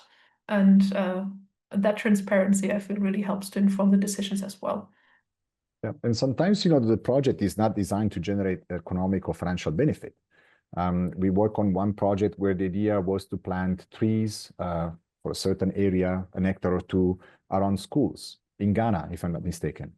And that would offer multiple benefits in addition to reducing the risk of floods, because it's bare land mostly around the schools that were selected for the project. It's also for the kids to be more protective, to have an area to play more safely, to explore more nature and so on and so forth. So there may be many different goals that are not necessarily connected in the context of sustainable development to economic and financial viability. Thank you. One interesting question is how we consider the impacts of climate change on the NBI itself, because of course, for example, the tree planting is also affected by climate change. So for example, temperature change might affect the growth and the life of the NBI. How do we include that? And I can get us started here, Andrea. We really recognize this as a challenge. For example, Michael presented that Diridawa case study from Ethiopia last week, where, of course, planting these trees in this very arid environment is extremely difficult. So there needs to be a lot of investment in maintaining these trees, making sure they are actually watered and cared for very well. And still, we have different scenarios then of what is the tree survival rate, because it, of course, makes a big difference for the impact. I also recall one of the earlier SABI assessments, Andrea, about the mangroves in Indonesia, where it might actually happen that extreme storms do destroy these mangroves at some point, and they're not able to deliver benefits going forward. So maybe you have more reflections on how we consider the impacts of climate change on the NBI. Yeah, it's basically what you said. And first of all, we look at the suitability of different options, right? So we look at what is the safe operating space in a way of different types of biomass in relation to temperature, in relation to precipitation, in relation to salinity, and so on and so forth, depending on the soil type, for instance. So these are all factors that go into the design of the NBI option. We don't decide on our own what needs to be planted or how land needs to be managed. We normally work with experts in the field that come from the location, from the area studied, that can tell us better, like what are the options that are going to thrive in the local climate.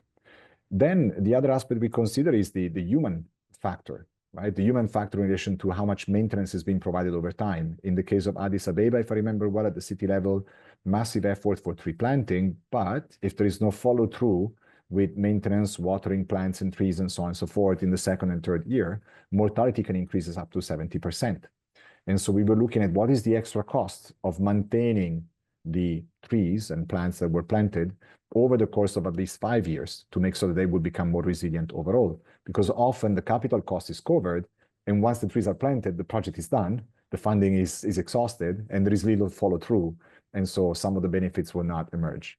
But yeah, we look at different factors that can impact biomass. And for instance, when we worked in Central Asia, when we work in other similar regions, we are looking at biomass not so much for carbon sequestration, because plants and trees don't tend to grow as much as you would find in the Mediterranean area or in Africa or Southeast Asia for different climate conditions. We mostly look at the wind breaking capabilities of bushes, for instance, to avoid soil erosion and topsoil loss.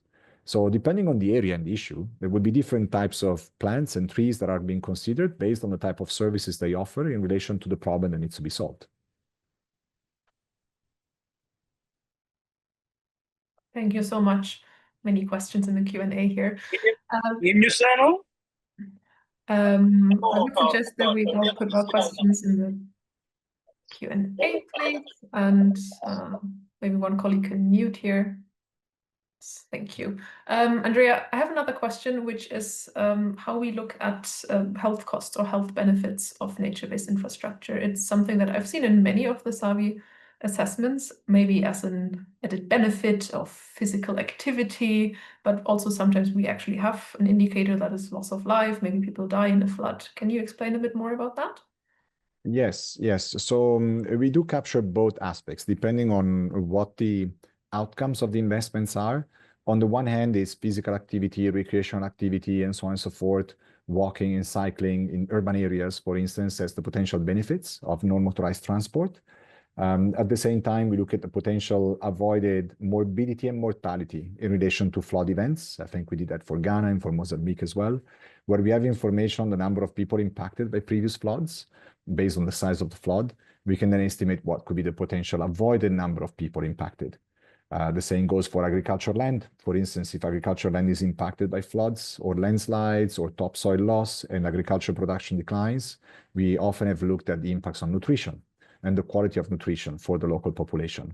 So we would consider in that case, especially in the case of Ethiopia, where we've done a national analysis together with Save the Children, what would be the potential consequences for stunting, for instance, in children and so on and so forth, based on the value that nature can provide in preserving land productivity through soil quality, for instance.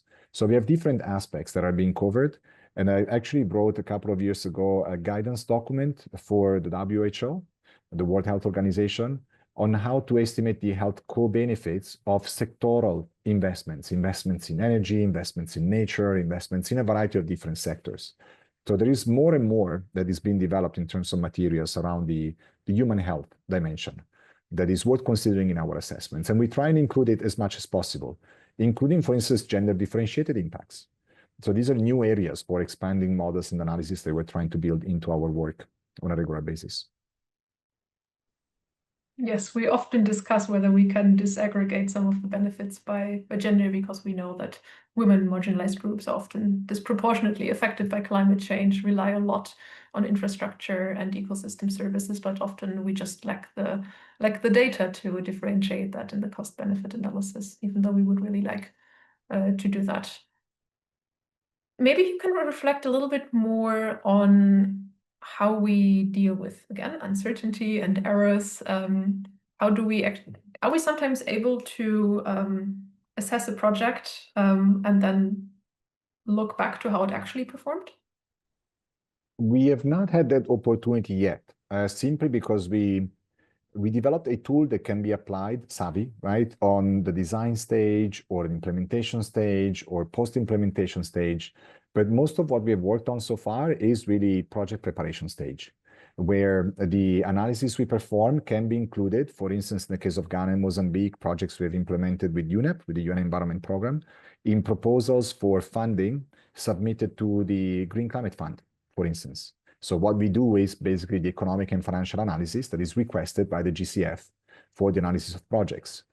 Now, it happens that preparing a proposal for GCF with 30 plus annexes takes very often more than a year. So the evaluation process then takes another 6 months to 1 year, depending on how many revisions are required and so on and so forth. So given that we are relatively young, we've been working in this field for about 5 years, we don't really have a lot of opportunities to see the follow through with implementation. Not yet, at least. In the coming years, there will be a lot more than we can do. One exception, on the other hand, is the San Casa project that ISD has been leading over the last 2 years or so, where this project actually comes with funding for implementation, and we have carried out a Savvy assessment before implementation, and then now we are actually repopulating the model with the actual data that are emerging from the implementation phase. So that will give us more information on how accurate is the data we find in the literature, for instance, to set up the initial version of the model in relation to the actual data that emerged from implementation. For instance, how many jobs, salaries paid, differences between male and female related salary, and so on and so forth, impacts on land productivity, related consequences for, say, real estate value, the changing cost of housing in the proximity of the investments, and so on and so forth. So these are all aspects that are emerging that we start addressing, especially with this San Casa project. But for most of the other cases, we prepare the analysis. Sometimes we're not successful, or our partners are not successful in raising the funding, maybe not immediately. In other cases, they're successful, but it takes time for the funding to be released and start the implementation process. But it's certainly something we'll keep an eye on for the next couple of years. because doing 50 assessments in the course of 4 to 5 years, in the next 5 or so years, so up to the 10-year mark, a lot of these will be implemented, and we'll have a lot of data to review and use for the validation of our analysis. The next question ties in very well to that, and that is whether some of the projects we assessed have been financed, for example, by the Green Climate Fund or some of these other big funding mechanisms. I recall that finally the project in Ghana with the support from UNEP was successful, but maybe we could also speak about some of the other uptake of the assessments and the projects. I think the two UNEP projects have been confirmed for financing, or the second one is very close. But yes, so not only because of us, of course, because of the effort in putting together the proposal and so on. But yes, it happens that these projects are actually approved. In some cases, the project is not carried out for approval for funding, right? But for different reasons and different purposes. The project in Kisumu, Kenya, that I mentioned earlier, received initial funding for pilots for the implementation before the potential scale up. So that is also a success. There are other projects like the American Flyways Initiative in Chile as a hotspot for biodiversity for migratory birds that actually received praises on the way in which the project is being set up, in the way in which the analysis is being carried out. We do have a number of partners that have worked with us that are interested in financing some projects. The African Development Bank in relation to the construction of a dam for hydropower generation. That is something that they've considered for funding. I'm not sure whether they financed the project, but I think they were very close to decision these days. And also the World Bank. We have been working with them in Latin America, especially in Colombia and in Argentina, where they will be supporting the implementation of project themselves, given the co-finance that is provided by the municipalities. So we see a lot of interest for these projects, and we see a lot more funding becoming available through different sources. What is also true, though, is that the requirements for the preparation of project proposals keep changing. There is no harmonized standard. The World Bank uses one approach, the African Development Bank another one, the Green Climate Fund another one, the GEF also another one. So we're trying to connect the dots and provide something that works for everyone, but we always have to tailor the analysis a little bit. Yes, good point. There's an interesting question on how financing partners see the SAVI results and the methodology, and I'm sure you have more to say there. I was just very pleased. If you look back at the NBI Academy from last year, you will actually see a presentation by an expert from the World Bank who worked with us in an assessment in Argentina, in Jujuy, if I remember correctly, that was about restoring stormwater canals in the city. And the World Bank actually took up the model we had developed, right, and adjusted it to their purposes, and will keep using that Excel-based models to assess the performance of their NBI projects and keep planning them. So that was one of the examples that the methodology does prove useful. We have several projects with different multilateral development banks or financing partners. But like you say, Andrea, the methodologies they use do still differ a lot. Yeah, I mean, we're still working now with the World Bank on a new project for the Bogota River. And so it came back to us, and there is this opportunity to collaborate with them more. The government of Queensland in Australia also adopted SAVI for their own planning and to offer support in Thailand to the Thai government on resilient infrastructure. So we see that there are several organizations that take up and use SAVI themselves, right? And I think the main reason for that is that the underlying concept of the model and the cost-benefit analysis is very well aligned with the requirements of, or actually exceeds the requirements of the bilateral and multilateral donors or investors that we have out there. For instance, we actually contributed to the creation of the sectoral guides of the Green Climate Fund on human well-being, for instance, human health and well-being, but also on climate information services and early warning systems. So having contributed as experts in the process of developing these guidance materials, also for the WHO, as I mentioned earlier, we know the system from the inside, we know what the organizations require, and based on that, we created that systemic analysis that is the SAVI analysis. With tools that are understandable, the Excel-based model is created to make sure that we match the standard best practice for cost-benefit analysis with the approach to creating the model, the color coding, the flow of information that is also best practice for developing this type of models, but then also with system dynamics models, so the more systemic analysis that captures the reality on the ground. So we have a series of tools and a process that reflects reality and can be adapted based on information we receive from local stakeholders, but then it's packaged in a way that can be used by the donors, bilateral, multilateral organizations, and so on and so forth. And so we have that nice combination that makes so that this methodology and tool can be taken up by others and used without, well, of course, with some knowledge to be developed, but without too much trouble, right? Without too much resistance overall.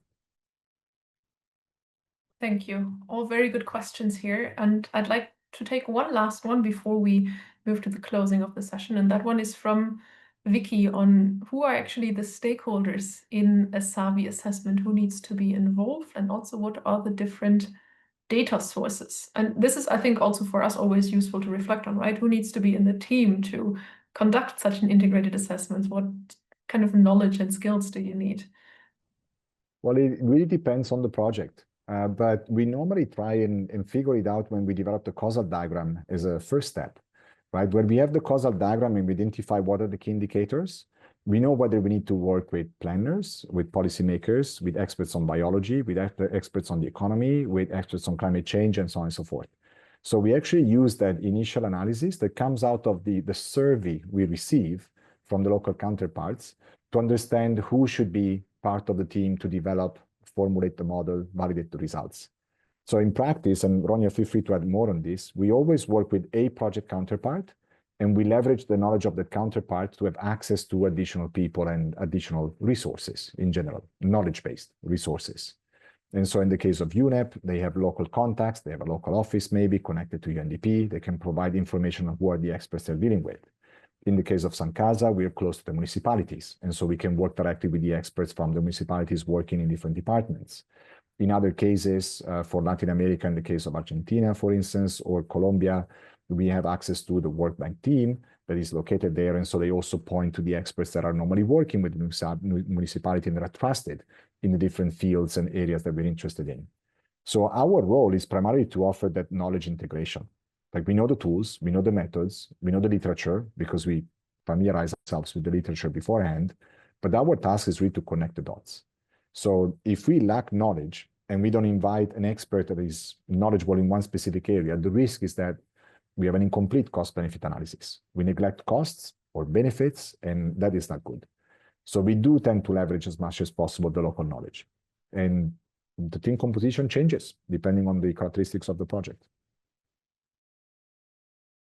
Thank you. Yeah, I mean, we're always very glad when we really have the expertise on the ground, right? And maybe there is someone from the city who can reach out to the different departments who really have the data, because often some of the information we need is not publicly available. It's very hard to figure out how much the maintenance of a certain type of infrastructure costs the city in a certain year. And there we really do rely on the local inputs. But of course, we do complement that with what we already know from previous assessments and from the literature. We look at the global databases for all the climate data. So there's a lot we can pull together. And like you say, Andrea, the value here with SAVI is really connecting the dots and getting all of this together into one comprehensive assessments that really gives us a full picture, which is useful even if they are very detailed local studies already, but they sit scattered in different disciplines. Maybe you have a hydrology assessment and a feasibility study for an NBI project, but it still doesn't quite give you this economic valuation.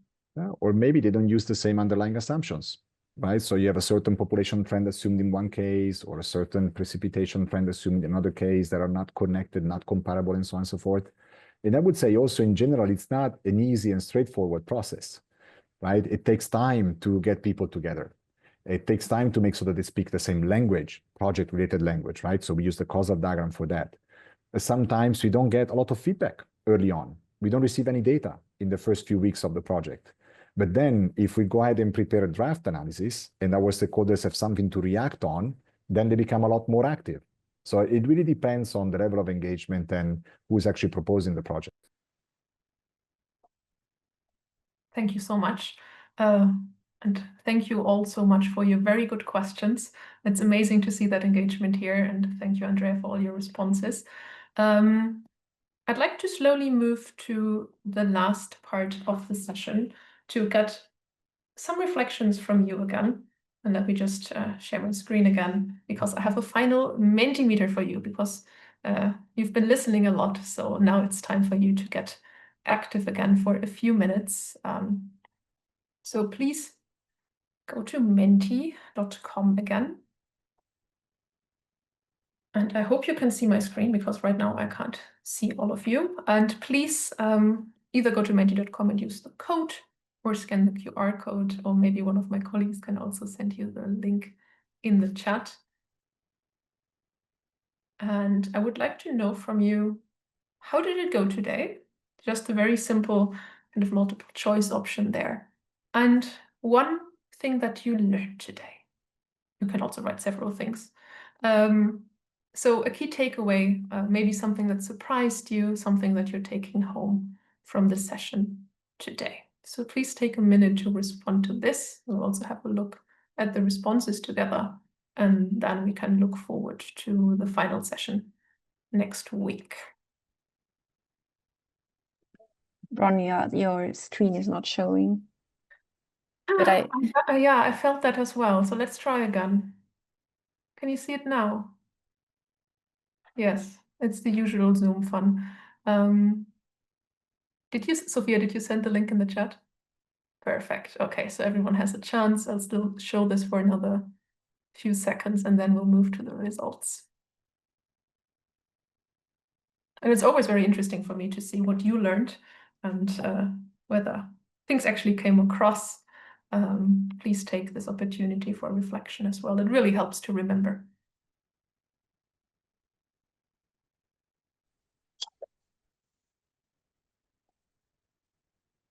Now let's see.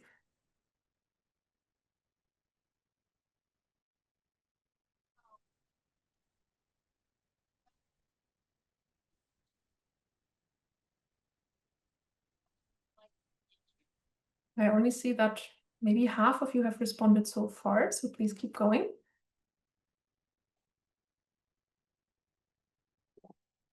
And now I'm trying to share my screen again successfully. I do think you can see it now.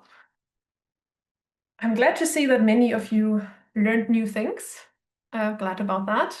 It's always hard to strike a balance between keeping everyone on board and still delivering some technical content. Most of you still had fun. That's also very good to see, but I know it also really was a lot. We went through a lot of technical detail here, so I can very well understand that you're ready for a break after these two full hours and all the presentations. So we're nearly done, I promise. Now, what did you learn today? Maybe not that much. You learned about the SAVI methodology. Yes, certainly. That is one of the purposes of this course. Where to find the climate data? I think that in itself is a very useful information, right? Where you can even go dig for information about climate in your location. I would really encourage you to explore that maybe for the city where you live. It's always interesting to look at the projections there. Much better idea of how SAVI actually functions. I'm glad to hear that, probably also due to the wonderful explanations from Andrea and Edwin here. Thank you both. Case study was practical. Yes. Andrea, Edwin, Michael, any comments on what you see here? All sounds very positive. Very glad to hear. I hope that some of this knowledge gets turned into practice and the participants can actually apply it and use it in their work. So it's not only interesting, but actually useful and can lead to follow-up work in this area. That's very good to see. I do hope that as well. Thank you all for responding. Yes, climate change affects infrastructure services. Going back to the very beginning of the presentation, right? I think that is one of the key realizations that I also want to bring across here. We need to think about climate change and then figure out how we can best do that when we plant infrastructure. Thank you so much.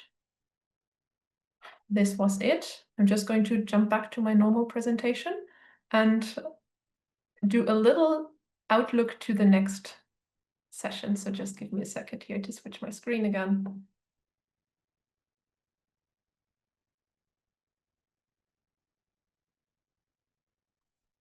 Sophia, can you briefly confirm that you can indeed see my screen?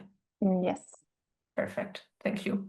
Now, we're in week 4 of the live program, and that means that we're covering the content of module 4 of the NBI Academy course.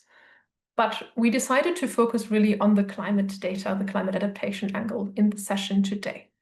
If you're interested in the spatial analysis part in SAVI, how to map and quantify ecosystem services, how to use the model that is called INVEST, I would really encourage you to have a look at the course content. It's block 2 of module 4. There's a lot of detail in there, and if you have any questions, maybe you can also bring them next week or write us an email. So I would encourage you to have a look at that. And in general, please study the materials of module 4 of the NBI Academy. So it has more details on using climate data in SAVI, it has the part on spatial modeling, and also a longer case study from Indonesia. And next week is already the final week of our live program. So next week, we'll meet again on Tuesday in this very same Zoom room, and the focus will be on financing nature-based solutions, because now we looked at all the previous sessions on how to make the economic case for nature-based infrastructure, how to show that it provides value for society. But the next question is then, how do we actually turn that into fundable projects? So next week you will hear from our ISD colleagues, Albert and David, on financing challenges and solutions for nature-based infrastructure. And we will also have a guest from Toronto in Mexico to speak about innovative financing mechanisms. So please stay tuned for that. Next week, I'll also provide a little bit more information about the course certificate and the feedback survey that we will send to all of you. And as usual, you can find all the course materials on the NBI Center website, and these materials will also remain available. So don't be afraid that all of this disappears next week. You still have time to study all of this. Now, I hope you enjoyed the session as much as I did. Thank you so much for your amazing questions, and thank you to the team for all your contributions. It's really a pleasure to do this with you, and I wish you a lovely rest of the week. Take care and goodbye.